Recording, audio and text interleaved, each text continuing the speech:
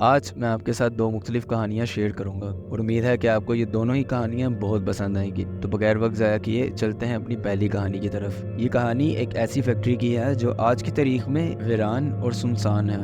خستہ حال اور سالوں سے بند پڑی اس فیکٹری میں پہلے کئی ہزار لوگ کام کیا کرتے تھے۔ یہ کہانی وہیں پر کام کرنے والے ایک ملازم کی ہے جس کے ساتھ یہ واقعہ پیش آیا۔ میرا نام سوان ہے۔ یہ واقعہ تب کا ہے جب میں نے کچھ مہینوں پہلے ہی نیشنل انسٹیٹیوٹ آف انجینئرنگ سے اپنی ڈگری کمپلیٹ کی تھی اور اب میں جاب کے لیے کافی جگہ اپلائی کیا ہوا تھا۔ ایک دن مجھے مشک مل سے جاب کی آفر آئی۔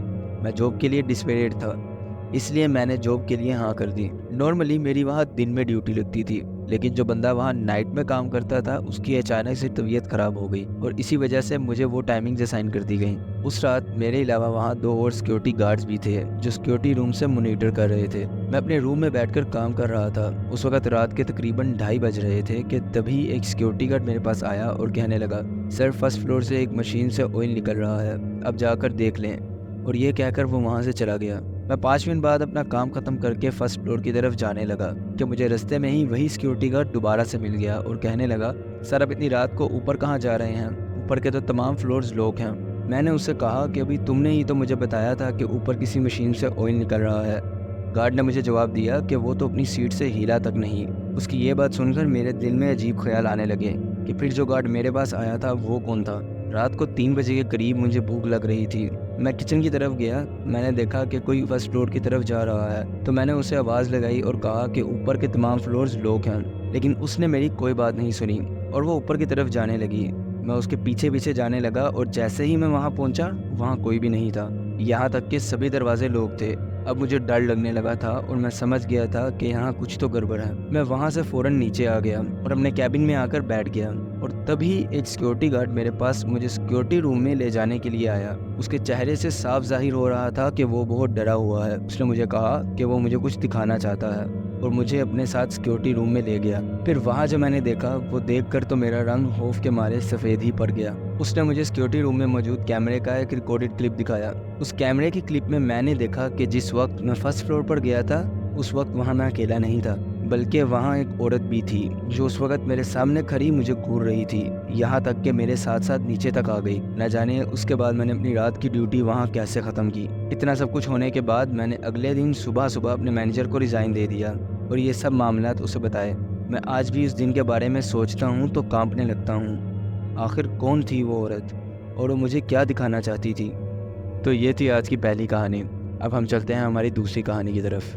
میرا نام احمد ہے اور میں سعد کا والد ہوں۔ میرے گھر کے پیچھے ایک بہت پرانا قبرستان ہے جو انگریزوں کے زمانے میں بنایا گیا تھا، جس میں آج بھی انگریزوں کی قبریں موجود ہیں۔ میرے گھر کے کمروں کی کھڑکیاں اسی قبرستان کی طرف کھلتی ہیں اور میرے گھر کی چھت سے بھی یہ خوفناک قبرستان صاف نظر آتا ہے۔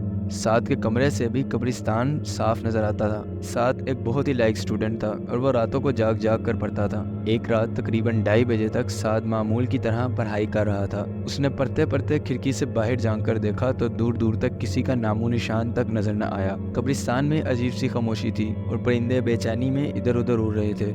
سعد نے اس سارے منظر کو اگنور کرتے ہوئے دوبارہ پڑھائی کی طرف دھیان دیا۔ اچانک کتوں کے بھونکنے کی آواز آنا شروع ہو گئی، جیسے وہ کسی غیر انسانی مخلوق کو دیکھ کر بھونک رہے ہوں۔ سعد ان آوازوں سے پریشان ہو کر کھڑکی بند کرنے جا رہا تھا۔ اسے بالکل اندازہ نہیں تھا کہ وہ جو منظر اب دیکھنے والا ہے وہ اس کی زندگی بدل کر رکھ دے گا۔ سعد کھڑکی کے پاس پہنچا تو اس نے دیکھا کہ ایک عورت نے میلی کچیلی سی چادر پہنی ہوئی تھی۔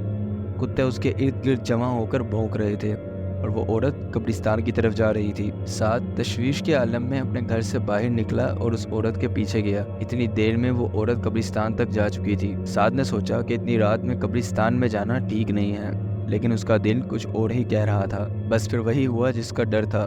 سعد قبرستان میں داخل ہو گیا اور اس نے اس عورت کو ایک قبر کے قریب کھڑے دیکھا۔ سعد نے اس عورت سے پوچھا کہ وہ کون ہے اور اتنی رات کو یہاں کیا کر رہی ہے کہ اچانک اس نے بلا مڑے اپنی پوری گردن گھما لی۔ اس کا خوفناک چہرہ سعد کی طرف تھا اور اس کا باقی کا جسم دوسری طرف۔ سعد یہ سب دیکھ کر اپنے ہوش و حواس کھو بیٹھا اور پاگلوں کی طرح وہاں سے بھاگا۔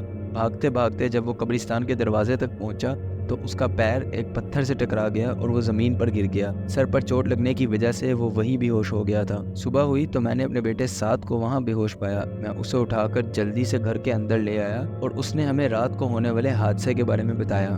بس اسی دن سے اس کی طبیعت خراب رہنے لگی اور اسے عجیب سے دورے پڑنے لگے، اس کی راتوں کی نیند تک اڑ گئی۔ وہ کہتا تھا کہ اسے کمرے کی چھت سے خون ٹپکتا ہوا نظر آتا ہے اور وہ عورت اسے خواب میں نظر آتی ہے، جس کی وجہ سے وہ ڈر کے مارے سو نہیں پاتا۔ اسی طرح دن گزرتے گئے اور ایک دن سعد اپنے کمرے سے نکل کر آیا۔ اس کے کپڑے میلے ہو رہے تھے اور ہاتھوں پر ناخنوں کے نشان تھے۔ میں سعد کی طرف بڑھنے لگا کہ اچانک انسانی ہڈیاں ٹوٹنے کی آواز آئی۔ سعد نے اسی عورت کی طرح اپنی گردن گھما لی تھی۔ اب اس کی گردن میری طرف تھی اور اس کا باقی کا جسم پچھلی طرف، اور دیکھتے ہی دیکھتے سعد کی لاش زمین پر گر گئی۔ ہم سب گھر والے ڈر کے مارے چیخیں مارنے لگے، اور جب ہم نے ہمت کر کے سعد کو جا کر دیکھا تو وہ مر چکا تھا۔ اس واقعے کے بعد ہم نے فوراً اس گھر کو چھوڑ دیا۔ امید ہے کہ یہ واقعہ آپ کو دلچسپ لگا ہوگا۔ اگر آپ بھی اپنے ساتھ ہوئے کوئی ریئل لائف واقعات مجھ سے شیئر کرنا چاہتے ہیں تو میرے ای میل یا واٹس ایپ نمبر پر میسیجز یا وائس نوٹس کے تھرو شیئر کر سکتے ہیں۔ تو ملتے ہیں کسی اور انٹرسٹنگ سٹوری میں، تب تک کے لیے اللہ حافظ۔